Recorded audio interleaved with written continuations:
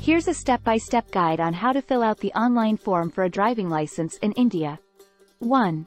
Visit the official website of the Ministry of Road Transport and Highways at https://parivahan.gov.in/parivahan/. 2. Click on Online Services, and select Driving License-related services. 3. Select the state you reside in and click on Apply Online. 4. Read the instructions carefully and click on Continue. 5.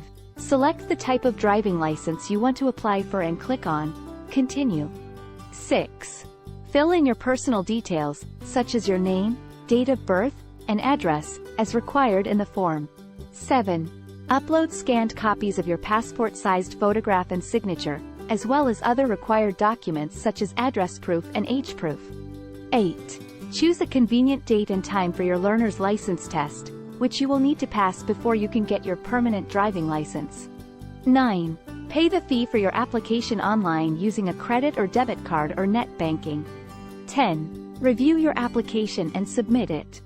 Once you have submitted your application, you will receive a confirmation message with your application number. Keep this number safe, as you will need it to track the status of your application. In summary, filling out an online form for a driving license in India involves providing personal details, uploading necessary documents, and making payment.